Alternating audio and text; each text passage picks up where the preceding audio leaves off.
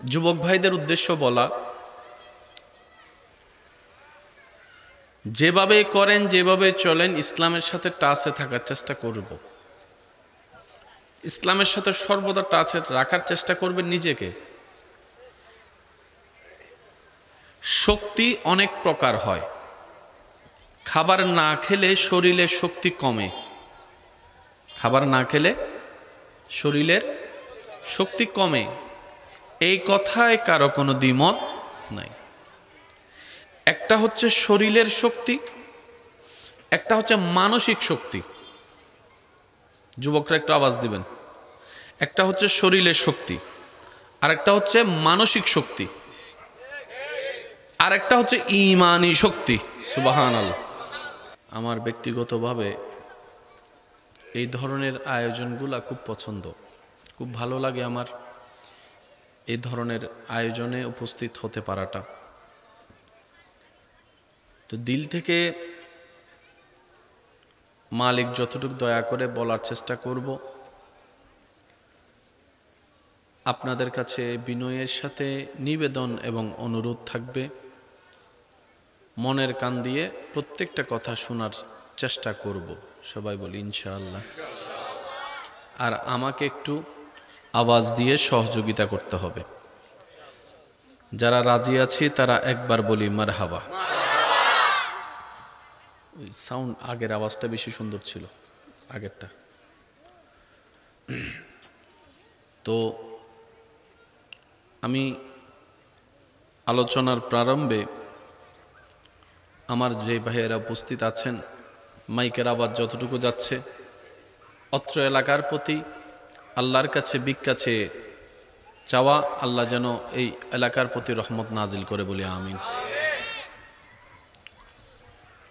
আমার ভাই এতক্ষণ পর্যন্ত যে তাকরিরাতের খেদমত করেছেন, আল্লাহ পাক আমার ভাইয়ের এলমে, হায়াতে, রিজিকে, ইজ্জতে সর্বদিকে বরকত দান করুক বলি আমিন।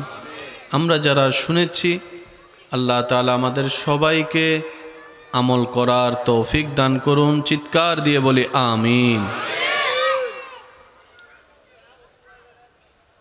রব্বুল আলামিন সৃষ্টি জগতে আমাদের নবীর মতো করে আর কাউকে সৃষ্টি করেননি। সুবহানাল্লাহ।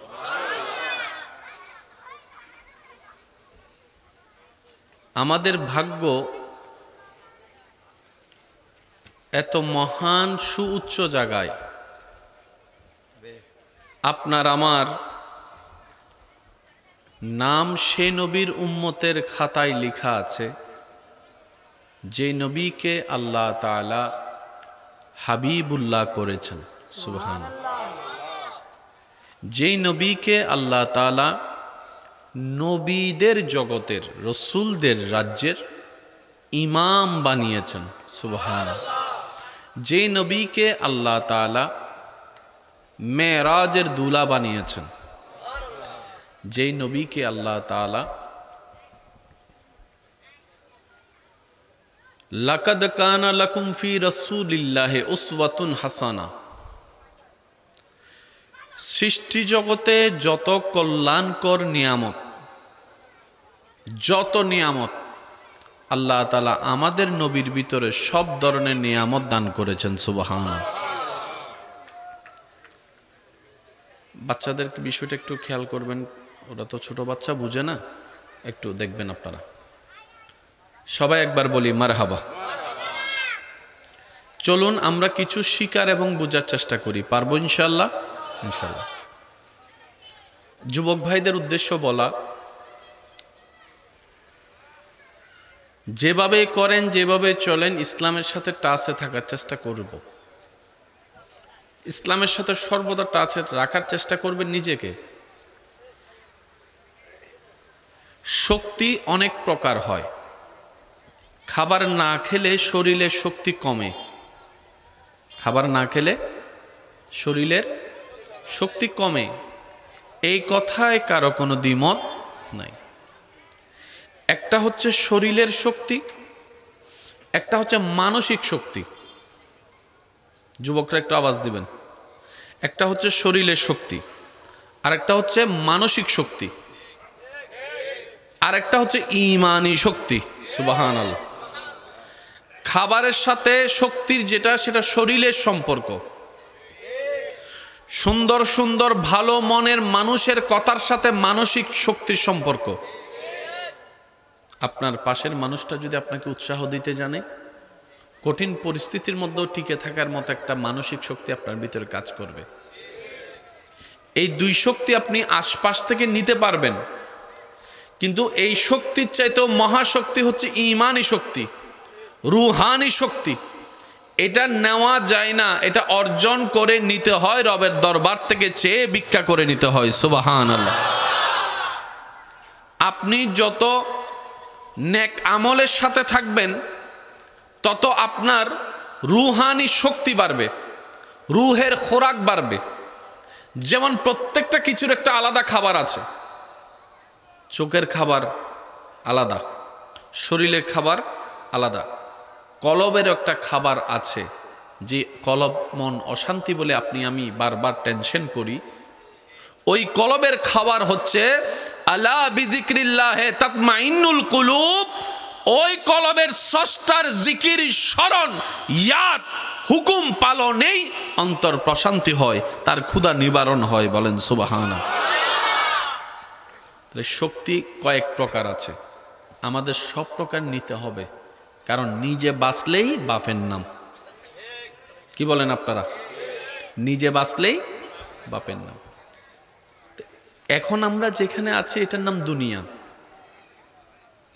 এই কথাটা একটু ঠান্ডা মাথায় মাথায় বসাতে হবে, মনে বসাতে হবে। এটা দুনিয়া, এটা জান্নাত নয়। আপনি যেমন চাইবেন তেমন হবে শুধু জান্নাতে। সুবহানাল্লাহ। আপনি যেভাবে চাইবেন আপনার রব সেভাবে সাজিয়ে দিবেন, এটা জান্নাতে। আপনি যখন যা খেতে চাইবেন, চাইতে দেরি আপনার সামনে উপস্থিত হতে দেরি হবে না, সেটা এখানে নয়, জান্নাতে। আপনার যেভাবে যখন থাকতে ইচ্ছা করে, যেভাবে এটা আপনি পারবেন, স্বপ্ন পূরণ হবে জান্নাতে। তো জান্নাতের চাওয়া দুনিয়াতে চাইতে গেলে প্যাঁচ একটু লাগবেই। সেজন্য মনে রাখবেন, এই দুনিয়াতে থাকতে গেলে দুনিয়ার কনসেপ্ট মাথায় নিয়ে থাকতে পারাটাই বুদ্ধিমানের কাজ। আপনি যদি বেশি আশা অন্তরে রাখেন, বেশি চাওয়া অন্তরে রাখেন, মানুষের উপর বেশি ভরসা করেন, মানুষ থেকে বেশি আশা করেন, জায়গায় জায়গায় পদে পদে আপনাকে ব্যথিত হতে হবে, আশাহত হতে হবে। আপনার মন বারবার ভাঙতে থাকবে। আর আপনি যদি এই বাস্তবতাটা মানতে না পারেন, তাহলে দুনিয়াতে আপনার পক্ষে স্বাভাবিক জীবনে টিকা সম্ভবপর হবে না। তাই মনে রাখবেন, জীবন চলার পথে অনেক সময় অনেক পরিস্থিতি হেসে উত্তর দিয়ে চলে যেতে হবে। কিছু পরিস্থিতিতে জবাব দেওয়ার মতো শব্দ থাকার পরও মুখে নীরবতাকে আপন করে নিতে হবে। যদি আপনি প্রত্যেকটা জায়গায় উত্তর দিয়ে জিততে চান, আপনি বারবার হারার দিকে চলে যাবেন। আপনি যদি প্রত্যেকটা জায়গায় রিয়াকশন দিয়ে জিততে চান, আপনার মন বারবার ভেঙে যাবে। সেজন্য কিছু কিছু পরিস্থিতিতে কঠিন বিষয়, কষ্টের বিষয়ও হাসি দিয়ে উড়িয়ে দেওয়ার চেষ্টা করবেন, রবের উপর ভরসা করে। কিছু কিছু জায়গায় পেঁচ ঝগড়া না লাগার জন্য নীরবতাকে সামাল দিয়ে নীরবতাকে আপনি আপন করে নেবেন। ঝগড়া থেকে দূরে থাকবেন, তর্ক থেকে দূরে থাকবেন। আপনার ব্রেইনও ভালো থাকবে, আপনার হার্টও ভালো থাকবে। আপনি রবের সন্তুষ্টির জন্য যেই সব বিষয়ে ধৈর্যকে আপন করে নেবেন, একদিন না একদিন সেই বিষয়ে উত্তর আপনার আর মুখ দিয়ে দেওয়া লাগবে না। আল্লাহ এমন সিস্টেম করে দিবেন, সেই ব্যক্তির কাছে উত্তর অটোমেটিক পৌঁছে যাবে রবের পক্ষ থেকে। বলেন সুবহানাল্লাহ। সবসময় উত্তর দেওয়া ঠিক? বলেন না, সবসময় উত্তর দেওয়া ঠিক? স্বামী স্ত্রী ঝগড়ার ভিতর দেখবেন কেউ কাউকে ছাড়, বলেন না, কেউ কাউকে ছাড়। স্বামীও কথা বলে, স্ত্রীও কথা বলে। দুইজন যদি ঝগড়া লাগে, কখনো কি দুইজন সঠিক হয় নাকি একজন? একটু সবাই বলি, কয়জন? দুইজন যদি ঝগড়া লাগে, সঠিক কয়জন?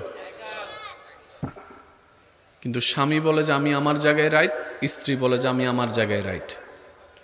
ভাই বলে যে ভাই আমি আমার জায়গায় রাইট, ছোট ভাই বলে যে আমি আমার জায়গায় রাইট। সবাই চিল্লাতে থাকে, কথা বলেন। তো সবাই যদি চিল্লাতে থাকে শুনবে কে? আমরা সবাই শুনাইতে চাই, শুনতে চাই না। আমরা অন্যদেরকে বুঝাইতে চাই, বুঝতে চাই না। আমরা অন্যদেরকে মানাইতে চাই, আমারটাই মানতে হবে তোকে, কিন্তু নিজে মানতে রাজি। এভাবে কখনো সমাধান আসেনি, কখনো সমাধান আসবে না। তো বুদ্ধিমানরা কি করে জানেন? বলে যে চিল্লালেও ঝগড়া করলেও সময় নষ্ট হবে, লাভের লাভ কিচ্ছু হবে না। তো খামাকা আমি আমার মূল্যবান শব্দগুলা কেন নষ্ট করব? কেন আমি আমার প্রত্যেকটা সেকেন্ডকে নষ্ট করব? যা তোর চিল্লানো তুই চিল্লা, 1 মিনিট চিল্লাবি, 2 মিনিট চিল্লাবি, 5 মিনিট চিল্লাবি। আমি যদি চুপ করে থাকি একা, তুই চিল্লালে আর কতক্ষণ চিল্লাবি? 10টা মিনিট পর হলেও তো নীরবতা তোকে আসতে হবে। কারণ খেলার মজা হয় কখন? বলার যখন বল করে, ব্যাটসম্যান যখন পিটতে থাকে, তখনই তো খেলার মজাটা আছে। বলার বল করতেই আছে, ব্যাটসম্যান একটা বলও হিট করে না, এই খেলার তো কখনো মজা হয় না। ফুটবল খেলার দিকে দেখেন, একজনে লাথি মারে তো আরেকজনে লাথি মারে, তোই তো খেলার মজাটা আসে। এই কথাটা মাথায় রাখবেন। আপনি তাকে চিল্লাতে দেন, চিল্লা, ঝগড়া কর, আমি নীরবতাকে আপন করে নিব। কারণ আমি নীরব থাকলে আমার রব খুশি হবে। সুবহান। রসুলে মকবুল সাল্লাল্লাহু আলাইহি ওয়াসাল্লাম হাদিসে পাকে ঘোষণা দিচ্ছেন, হে আমার উম্মতেরা, তুমি সঠিক জানার পরেও যদি তর্ক না করে চুপ করে থাকো, আমি নবীর পক্ষ থেকে তোমার জন্য জান্নাতের শুভ সংবাদ দিলাম। সুবহান। লা তুফসিদু ফিল আরদ, কারণ জমিন কার? আওয়াজটা একটু বড় হবে। জমিন কার? জমিন কার? আসমান কার? সবকিছু কার? এগুলার মালিক কে? সাজালেন কে? এগুলাকে ধ্বংস করা, নষ্ট করার অধিকার আমার, আপনার, আমাদের কারো। তো রব বলে যে আমি দুনিয়াতে তোমাদেরকে থাকতে দিয়েছি ভাড়াটিয়া হিসাবে, তোমরা কেউ মালিক নও দুনিয়ার। জমিন দুনিয়াতে থাকতে দিয়েছি আমি, আল্লাহ মালিকানা ভাগ করে দিয়েছি সাময়িক। এটা বড় ভাইয়ের, এটা ছোট ভাইয়ের, এটা অমুকের, এটা অমুকের, যেন সবাই শান্তিতে বসবাস করতে পারো। কিন্তু খবরদার, তোমরা কেউ আসল মালিক নও। সেটার বাস্তব প্রমাণ তুমি দেখেছো তোমার দাদাকে একসময়, যিনি রাজত্ব করেছে তোমার গ্রামে। ইন্না লিল্লাহি ওয়া ইন্না ইলাইহির রাজিউনের মাধ্যমে উনি আজকে একা নিতর দেহ কবরে শুয়ে আছে, কবরে শুয়ে আছে। নিস্তব্ধতা চতুর্দিকে, যার এক ডাকে পুরা গ্রাম মহল্লা থরথর করে কাঁপত, আজকে সেই ব্যক্তি নীরব হয়ে শুয়ে আছে।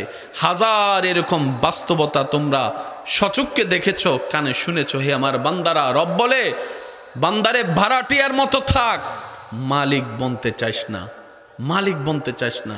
আমার জমিনে তোরা ঝগড়া করিস না, অশান্তি করিস না, কারণ আমি আল্লাহর সৃষ্টি ধ্বংস করার, অসুন্দর করার অধিকার আমি আল্লাহ কাউকে দিই নাই। বলেন না সুবহান। বুদ্ধিমানরা এগুলো বুঝে, আমাদের মতো বোকারা তর্ক করে সময় নষ্ট করে। একটু জোরে বলেন না। আপনার এলাকা সম্পর্কে আপনার জানা আছে, মাইকের আওয়াজ যতটুক যাচ্ছে, যে যেখান থেকে শুনতে পাচ্ছেন মিলানোর চেষ্টা করবেন। মিললে নিবেন, না মিললে নেওয়ার কোনো দরকার নেই। এই পর্যন্ত ঝগড়া করে কার কি লাভ হয়েছে আপনারা একটু বলেন ভাইয়া। এই চিল্লাচিল্লি করে কার কি লাভ হয়েছে? ঘরের আওয়াজ বাহিরে গেছে, সমাজের সবাই এক জায়গায় হয়েছে, বাহির থেকে মানুষ তামাশা দেখছে। মাথা ঠান্ডা হওয়ার পরে চিল্লানোওয়ালাদের ইজ্জতে আঘাত লেগেছে, লজ্জা তাদেরকে আবরণ করে নিয়েছে। এবার ভিতরে ভিতরে তারা জল্পনা কল্পনা করতে লাগলো, কেন যে চিল্লালাম বউয়ের উপরে, কেন যে চিল্লালাম ভাইয়ের উপরে, কেন যে হাত তুললাম, রাগ অবস্থায় তুলে ফেললাম হাত, কিংবা বকা দিয়ে দিলাম। মিলার আর কোনো সুযোগ, বলেন না, মিলার আর কোনো সুযোগ। লাভটা কি হলো জানেন? এক পরিবারের 5 সন্তান একটা ঘরে যেখানে থাকতো, আজকে 5 সন্তান ঘর আলাদা করতে না পেরেও অভাবের কারণে কিংবা সচ্ছলতার অভাবের কারণে তারা রুমটা আলাদা করে নিয়েছে। একজনের বিয়েতে একজন যাচ্ছে না, একজনের অনুষ্ঠানে আরেকজন যাচ্ছে না। এবার আপনারা একটু ভেবে বলুন, একটা অনুষ্ঠান আয়োজন হলে যদি আত্মীয় স্বজন মেহমান না আসে, না থাকে, দেখতে কি সুন্দর লাগে? লাইটে সুন্দর করে না, প্যান্ডেলে সুন্দর করে না, আয়োজনে সুন্দর করে না। যখন রক্তের মানুষগুলো আসবে, নিকট আত্মীয়রা আসবে, গ্রামবাসীরা আসবে, যখন সব মানুষের উপস্থিতি হবে, তখন দেখবেন একটা অন্ধকার গড় আলোর মতো লাগবে আওয়াজের কারণে। বলেন না সুবহানাল্লাহ। ইসলাম এই জায়গায় কাজ করে, ইসলাম এই শান্তির জায়গায় কাজ করে। আমরা যত ইসলামকে লালন করব, ধারণ করব, আমাদের জন্য পরকাল তো আলোকিত হবেই, দুনিয়াও সুন্দর হয়ে যাবে। আওয়াজ দিয়ে বলুন, করে দিবেন কে? আর একটু জোরে বলেন, করে দিবেন কে? মন খুলে একবার দরুদ শরীফ পড়েন, আল্লাহুম্মা সাল্লি আলা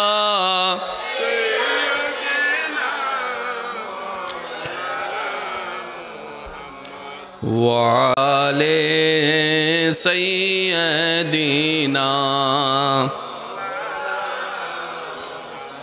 जग में जब आए मोहम्मद, इस्लाम जिंदा हो गए।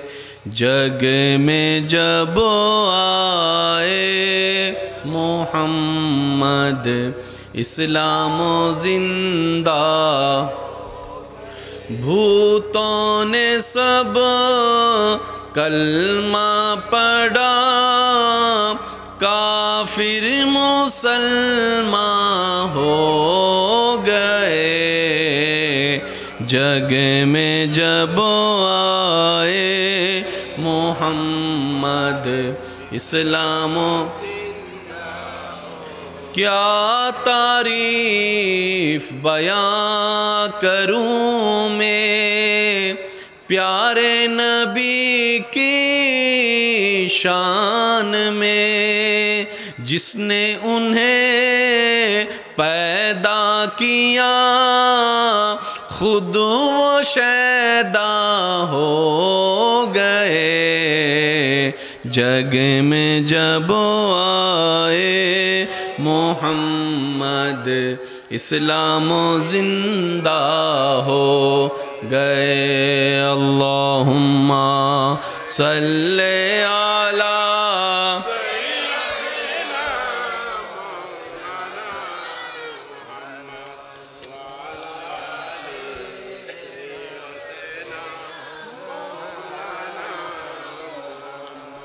ইবে আইসুন্দা আওয়াজই বেদি দরুদ পর্যন্ত উন্নি সাইগো সিডিঙ্গে আওয়াজে দরুদ শরীফ ফরন চাই।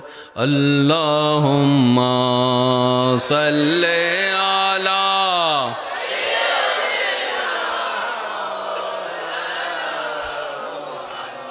ওয়া আলা আলি সাইয়্যিদিনা। মোহাব্বতের আওয়াজে সবাই একবার বলি মারহাবা। এবার শুনেন, ইসলাম মানলে লাভ কি? দিন দিন কি হায়াত আমাদের বাড়তেছে না কমতেছে? নবীজি বলছেন, তোমরা আত্মীয়তার সম্পর্ককে সম্মান করো, রক্ষা করো, আল্লাহ তোমাদের হায়াত বাড়াই দিবে। আমি 10 দিকে যাই নাই, একদিকে যাচ্ছি। হায়াত বেড়ে যাবে একটা কাজ করলে, আত্মীয়তার সম্পর্ক যদি আমরা সম্মানের সাথে, দোনো পক্ষে ভালোবাসার সাথে, নিজের লাভের জন্য রক্ষা করার চেষ্টা করি। এবার আপনি হিসাব মিলাই দেখান, দিন দিন কি আত্মীয়তার সম্পর্ক কি জোড়া লাগতেছে না ভাঙতেছে? এটা সবাই বলেন। অধিক পরিমাণে মিথ্যা ক্ষতি আছে না নাই? আল কিযবু ইউহলিক। আমরাই মূলত আমাদের ক্ষতির কারণ। একটু জোরে বলি। শহরের মানুষ আর গ্রামের মানুষ সুস্থ কারা বেশি? আপনারা যেটা বলবেন আমি সেটা বলবো। শহরের মানুষ আর গ্রামের মানুষ তুলনামূলক সুস্থ কারা বেশি? শরীর ফিট কাদের বেশি? আপনি যদি ঠান্ডা মাথায় একটু খেয়াল করে দেখেন, এখনো পর্যন্ত গ্রামের অধিকাংশ মানুষের জীবনযাত্রা, ঘুম থেকে উঠা, ঘুমানো সিস্টেমেটিক নিয়মে তাদের সাথে ইসলামের উপদেশগুলোর সাথে সম্পর্ক অনেক বেশি পাওয়া যায়। বলেন সুবহান। যেমন শরীর সুস্থ থাকার জন্য মাটিতে হাঁটার একটা দরকার আছে না নাই? তো শহর এলাকায় এমন এমন জায়গা আছে যেখানে মাটিতে হাঁটার ইচ্ছাওয়ালার মানুষ আছে, একটু জোরে বলেন, মাটি নাই। শহরের বড় হওয়া ছোট্ট বাচ্চা, গ্রামের বড় হওয়া ছোট বাচ্চা, আপনি যদি মিলাই দেখেন অনেক পার্থক্য। একটু জোরে বলি না ভাইয়া? যদি অনেক অনেক মানুষ ঈদ দালানের পরিবেশ দেখে গ্রামের মানুষকে ঘৃণা করে, যে এমন কিছু নোংরা মনের মানুষও, কিন্তু আমার ভাইয়েরা হয়তো একদিন বুঝতে পারবে কিংবা পেরেছে, ঈদ দালানের অট্টালিকায় সে সুখ শান্তি নাই, গ্রামের মাটির ঘরের ভিতরে যে শান্তি পাওয়া যায়। সেজন্য ইসলাম কখনো কাউকে হেয় করতে অনুমতি দেয় না। ইসলামের কাজটা হচ্ছে যে তোমরা ভালো থাকো, তোমাদের দিনটা ভালো যাক, তোমাদের ভিতরটা ভালো থাকুক, তোমাদের বাহিরটা ভালো থাকুক, তোমাদের পরিবার ভালো থাকুক, তোমাদের সমাজ ভালো থাকুক, তোমাদের আত্মীয় স্বজন ভালো থাকুক। ইসলাম চাই সবাই শান্তিতে থাকুক, তাই তো ইসলামের সাথে শান্তি নামের সম্পর্ক পাওয়া যায়। সুবহান।